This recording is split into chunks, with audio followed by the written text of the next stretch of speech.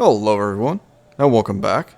Today we're briefly going to go over the changes to the robots in Season 2, and regrettably I wanted to quickly mention that I'm not going to be able to cover the wave cooker or the coil gun in the experimental as I just don't have time as I'm moving this week.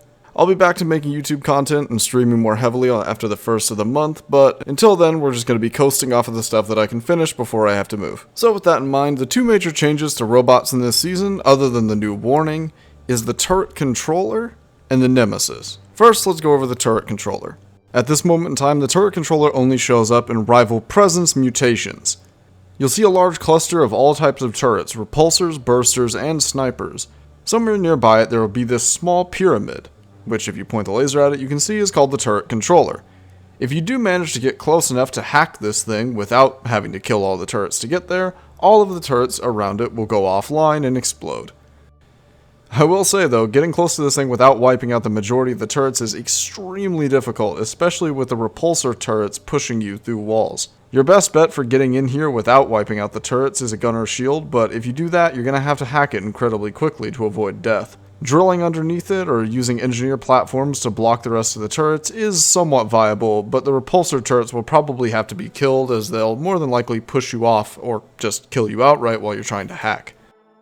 And as I briefly touched on before, there's a new warning in this season, rival presence. This means that robots will spawn intermittently over the course of a mission.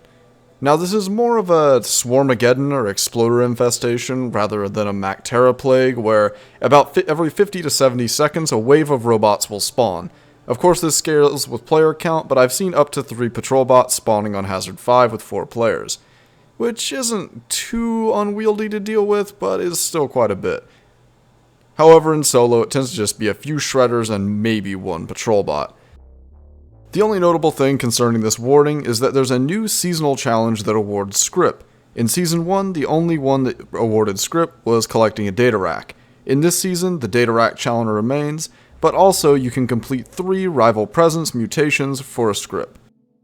Moving on to the Nemesis. This thing's a lot to take in on your first encounter with it and is much more easily dealt with in co-op due to its tendency to focus on one player at a time whenever it's firing its shields. The Nemesis has a number of breakable weak points and breakable armor plates all over its body. The one that will probably grab most players' attention is the giant eye on the front. It's also the easiest one to hit and provides a pretty hefty stun whenever it's broken. Additionally, there's breakable weak points around the edges, and the top and bottom of the Nemesis has breakable armor that hides weak points underneath. Once you do finally manage to take it down, it will release a spray of phase bombs in the localized area, seemingly being teleported in from the upper atmosphere. If you're able to get 20 to 30 meters away, this is largely no threat at all, but if you are stuck in close quarters with one of these things, when it goes off, you're gonna have a bad time. So, what does this thing come armed with? Good joke. But seriously though, this thing is a real menace. If it gets a hold of you, you can expect almost instant death if you aren't running heightened senses. At this point in time, there's nothing that can be done to release you from a grab once you're already caught. Aside from the aforementioned heightened senses, of course. However, unfortunately, heightened senses doesn't do any damage or instantly kill the Nemesis, so it's largely just to save your own skin. So truly, keep your distance. Other than the phase bombs and the grab attack, the only real method of attack that the Nemesis has is launching shields at you, which will push you backwards and do a little bit of damage.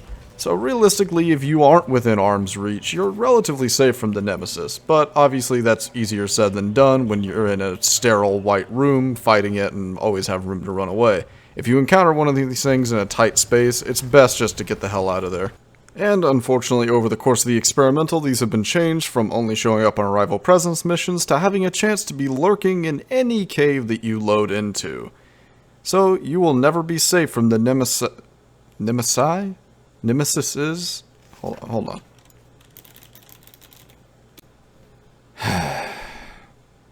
I need a vacation. Anyways, that's all I have for you today. If you'd like to see some more Deep Rock Galactic content, make sure to subscribe.